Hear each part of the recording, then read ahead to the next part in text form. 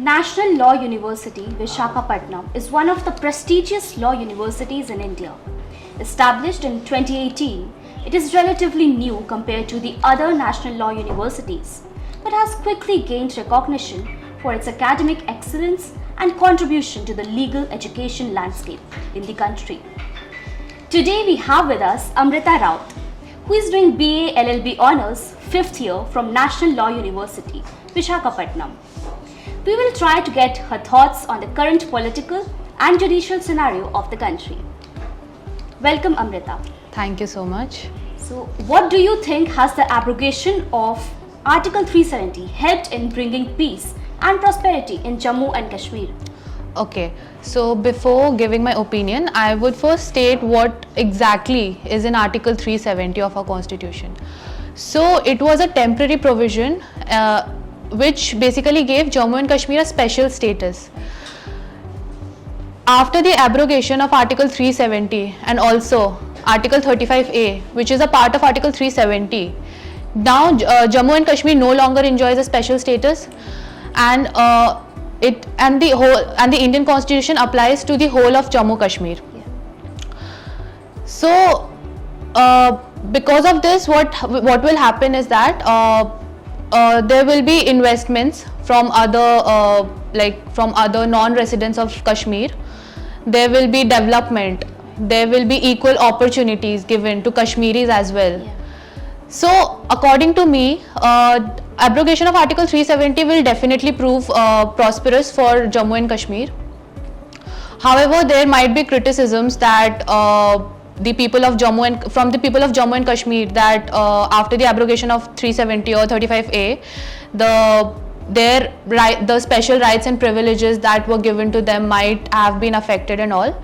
But what I believe is that Jammu and Kashmir is a part of India only, right? So the Constitution of India and all the laws that govern India should also apply to Jammu and Kashmir as well, as has also been stated by Supreme Court in a recent judgment, wherein our then CJI Chandrachud said that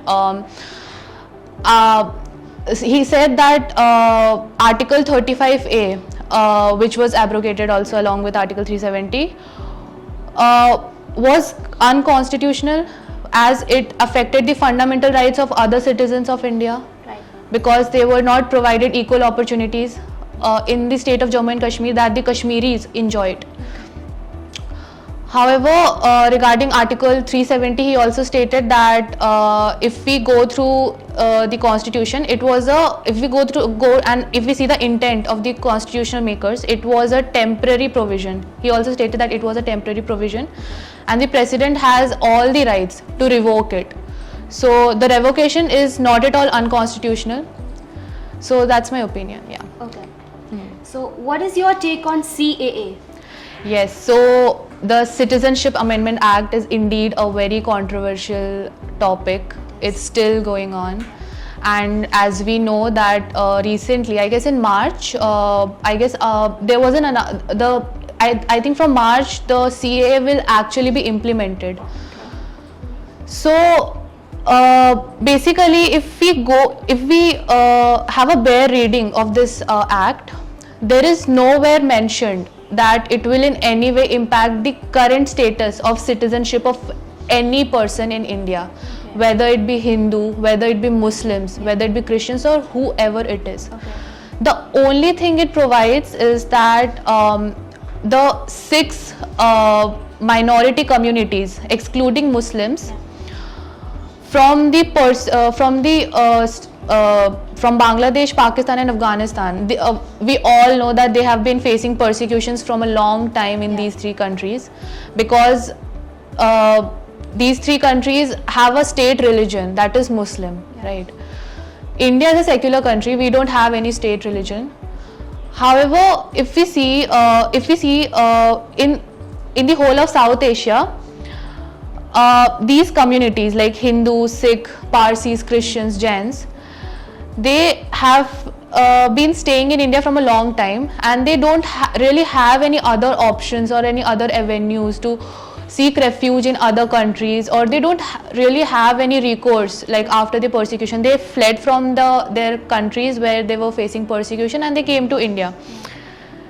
In India also they were in refugee rehabilitation centers and all. So wherein if we see even the reports of these rehabilitation centers, the conditions are very deplorable. Like there is no adequate medical facilities. Families are living separately. No hygienic amenities. Nothing of that sort. So what CA did was that for these persecuted minorities, they said that we'll reduce the process of naturalization. Naturalization is basically when when a person, like suppose a person is living in India for 11 years or more according to our constitution, or according to the CA Act, 11 years or more of the 1955 CA Act of 1955. Okay. If a person is living for more than 11 years, so it is assumed that that person has the intention of continuing living in India. So by the process of naturalization, he or she can apply for registration for citizenship, and the citizenship may be granted to that person. But what the amendment to the CAA did in 2019 was that they said that this process of naturalization, which was of 11 years, will be reduced to 5 years. Meaning that these 6 minority communities, if they have come before March 2014, like so basically it's 5 years only. So the major controversy revolving around is that why are we excluding Muslims from this ambit? Okay. So I would like to clarify that if we have a bare reading of the objectives of the bill, Okay. it is clearly mentioned that these minority communities are facing persecution, and our objective is to provide them citizenship, so they don't live as a second class citizen in their own country and as well as in India. Okay. So the sole purpose was to give them rights, and rights which we all enjoy. For Muslims, the process remains the same. The previous Citizenship Amendment Act 1955, Citizenship Act 1955, the process remains the same. They have to prove that they are living in India for more than 11 years for the process of to acquire citizenship by process of naturalization. Okay.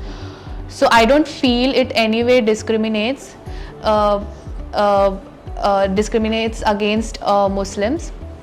Other than that, people are linking it to NRC, the National Register of Citizens. So basically, it's a register that is maintained in Assam. It's currently going in Assam. Because of influx of various illegal immigrants, what happened was that that register contains all the names of genuine citizens of India. So I have no idea why people are linking it to NRC, because NRC and CAA are completely different and completely independent of each other. Even though CAA excludes Muslims, but it in no way says that these Muslims will also be excluded in NRC, or NRC doesn't say that they will only follow the CAA only, because NRC is a separate register and it is equal for all citizens, for all communities, for everyone. So also I would like to say that among the general public, there is a lot of misinformation spreading regarding CAA. Even in the protests that were happening when this bill was introduced, if you look through interviews, or if you even look through media, that when they were approaching these common people, they were from their answers it could be realized that they are really misinformed and they are really misled. They feel that their current citizenship might be in danger. But no, their current citizenship will not at all be in danger. It's just for the illegal immigrants who were persecuted in their country. It is only for them. And also I would like to say that so that's it. So you do agree that ignorance among citizens about our laws, ignorance about the exact laws, that does create problems? Definitely it creates problems, because when you're ignorant about law, you many times exclude certain important information regarding the laws. Suppose if we take the example of CA and NRC, there was a misinformation spreading amongst these folks that if we are declared illegal immigrant under CA, or if we are not able to like acquire citizenship under this act, we might be sent to detention camps. Like detention camps are made under NRC, wherein the illegal who are declared as illegal immigrants, they are sent to detention camps, or they can be deported back to their country. But under CA there is no such thing, because CA is independent from NRC. NRC is a separate register. It the main misinformation spread when I guess Amit Shah said that he wants to implement NRC nationwide, because it's only operated it's implemented in this Assam. Yeah. So definitely misinformation. I feel half of the protest was because of misinformation only, because I highly doubt that majority of the people would have at least gone through the BARE Act, because in the BARE Act it's very clearly mentioned who all are included, who all are excluded. Also, like, they have their objects and intentions stated in the BARE Act. So yeah. Okay. So how do you compare our constitution with that of the other democratic countries like the US or European countries?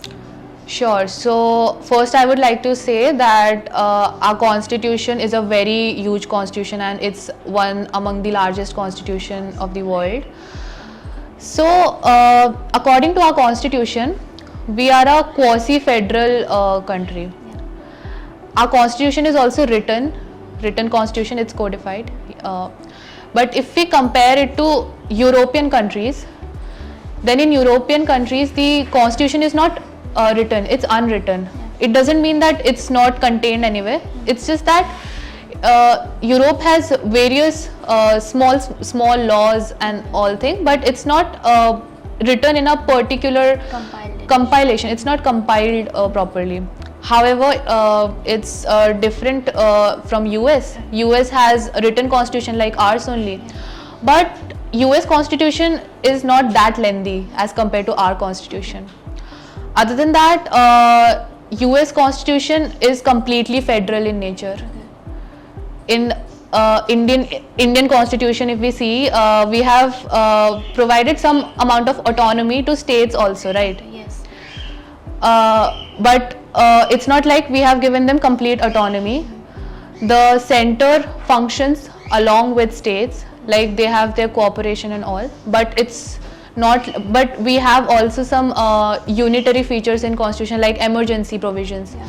Emergency provisions, the center can take control over any state if any sort of emergency is declared in that state, right? But there is no such provision in the US constitution, if we see. However, after the British rule, it can be seen that there is a vast number of provisions that are inspired from European countries. In US also, basically US is a consolidation of like 50 states, right? So they have federal structure, like it's like the states have autonomy. It's not like there is like a center and then the center cooperates with the states, or like states have their separate autonomy. They can make their own laws. They can make their own laws, and they also have the right to get separated from this consolidation. But in India you can't, because India is not a consolidation. We won't say that it's a consolidation of states, like various states came together to form India. We'll say that India was already in existence. It's just that it is basically states acceded to the, basically by the instrument of accession, states came together to form India. Then if we talk about fundamental rights, it's more or less similar in both European countries and in US also. Like they have fundamental rights and all. I feel the concept of secularism is acknowledged in our constitution, but it is not acknowledged in European or US constitution, if I'm correct.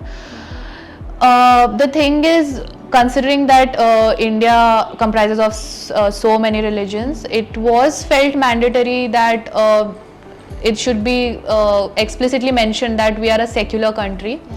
But in European or US constitutions, it's not like they have acknowledged, and like they are also secular, but it's not like they have acknowledged anything ki we are secular or something like that.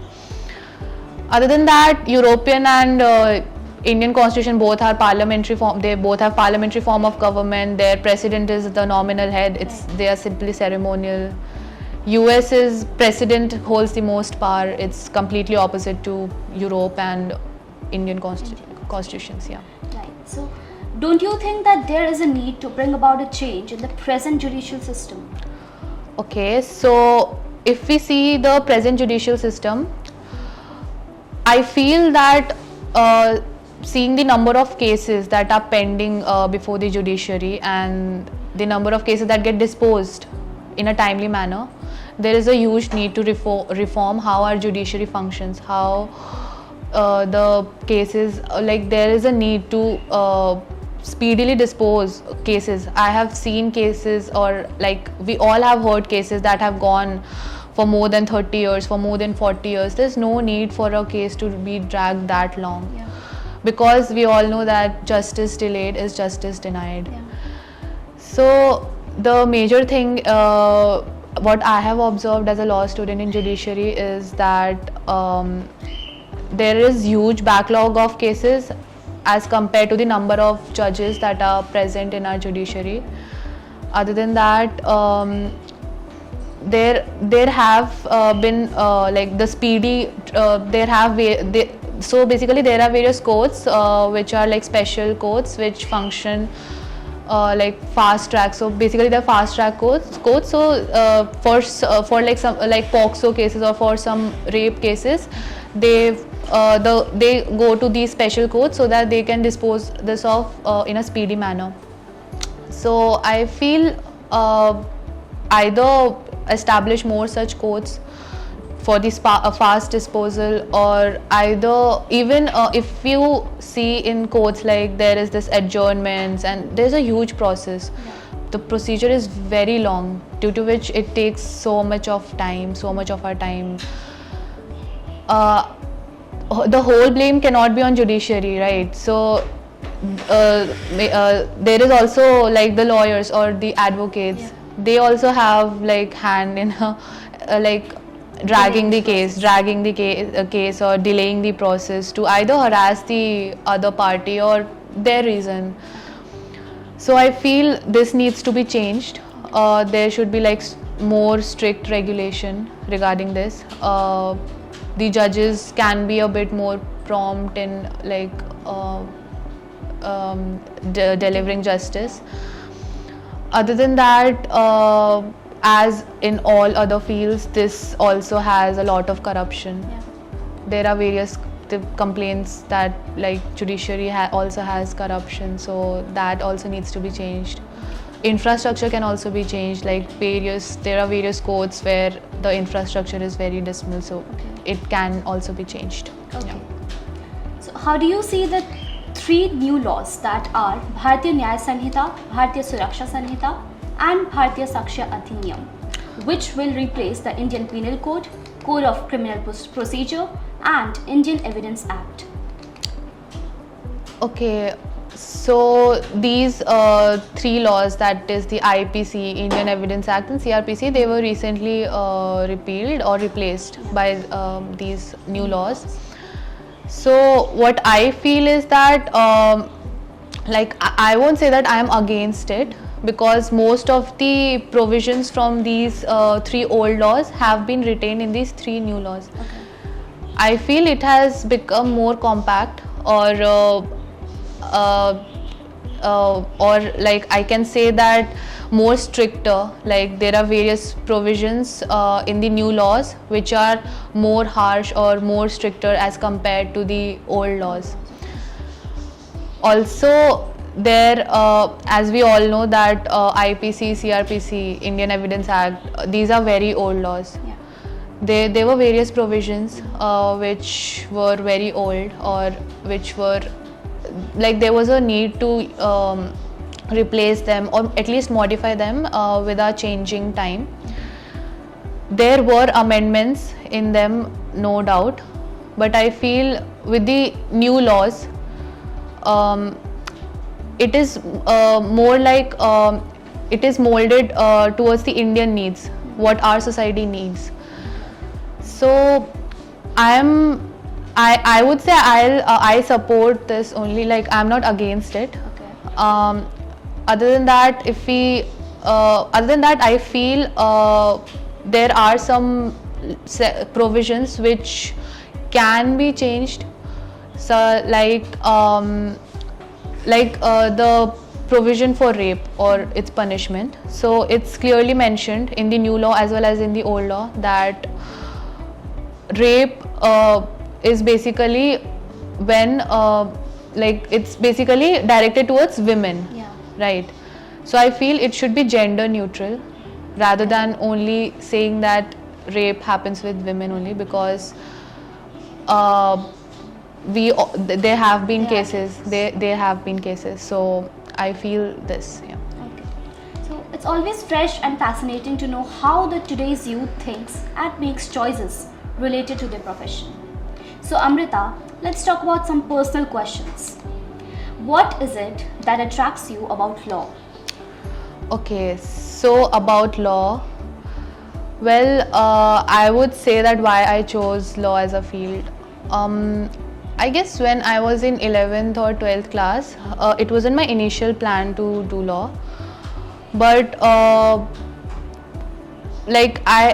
we had friends, no, like they have different career choices and all. So I had this friend, so she was fascinated about law. She like introduced me to law for the first time, like how the society functions, how justice is delivered. Like I felt very fascinated with that, so I decided that I think I should do law. I love the way the judiciary functions, I loved reading these cases. Yeah. I loved researching about like various topics related to law. So that's what attracted me towards law. Okay. So what do you think are the qualities of a good lawyer? Okay. So I feel the most important quality of a good lawyer will be empathy towards their client. Because when a client comes, after like 5 years of studying law, then practicing, I feel lawyers become very, uptight, or like it's like they lost all their feelings or something like that. I don't exactly. So there should be empathy towards the client, because the client has a grievance. They have come to you. They feel that you can resolve their grievance. So rather than being a money making machine, or rather than doing it for the money, sometimes the lawyers can show some empathy towards their clients. Other than that, quick decision making skills, analytical skills, and convincing power, like how well you can convince a judge that the case goes in the favor of your client. And never mislead a client. If their case is not strong, or if their case is very weak, it's better to tell them, so that they don't have much expectations, or they can do something else. Like even if a client, like the lawyer, and also one thing is that many times the lawyer should not hesitate from taking up a case, because as a profession we cannot discriminate towards our clients. We cannot say that this client is guilty, so I'll not take the case. You will have to take the case. At least do whatever you feel is best for your client. Other than that, a good lawyer should, yes, so there are various loopholes in our law if we see. So I feel a good lawyer is who can correctly identify these loopholes and help their client. Yeah. Yes. So is there a famous lawyer that you admire? Tell us why. Okay, so there's this very famous lawyer, Indra Jaisingh. Okay. So being a female myself, I really admire her journey as a female lawyer. She has done like she is also a human rights activist, and she has in her career she has appeared in many cases as an advocate. One such case was Vishaka versus State of Rajasthan, which basically reformed how our corporate world works now. The POSH guidelines, or the harassment in workplace, was formulated after this judgment. So she did various things for women empowerment, for sexual harassment in workplaces. Even she fought the case in Navtej Singh Johar, wherein section 377 was Article 377 was abrogated. Also she fought for third gender rights, for women rights, for like. That's why I admire her a lot. That's great. So, is there a famous lawyer that you disagree with? I won't say I'll disagree with, but I can say like there's this famous lawyer Ram Jethmalani. Everyone knows him, right? So if you see his history, whatever cases he has fought was always from the criminal side. If you take the Jessica Lal murder case, he fought on behalf of Manu Singh. Yes. So in all the, so I feel like he is a very good, like he's like excellent lawyer. Like I don't think so anyone can be that, like anyone is better than him or something. So I feel maybe the ethics part, he didn't have like very strong ethics is what I feel, but I feel that as a lawyer he was a great lawyer. He could identify loopholes very like he could identify all the loopholes in laws. He used to, like the case which was completely against his client, he could literally overturn that case in favor of his client. So in that way he was a great lawyer. What are the areas of laws that interest you the most? Okay, so currently I am more interested in corporate laws or in IPR laws, intellectual property rights. So during as I am in 5th year, so I have already studied corporate laws and IPR laws. So when I was studying these laws, I felt that I was more interested in them. During my internships also, when I worked in this field, I felt I was more driven towards these laws. Okay. So honestly, initially I was more into criminal laws, but eventually I got into more specifically IPR, intellectual property rights. Yes. Okay. Thank you, Amrita. This was really an enlightening session of discussion. As we all know that it's very important to have proper knowledge of our laws. So thanks for giving us this great enriching discussion. Thank you so much. It was great talking to you, and thank you so much. Thank you.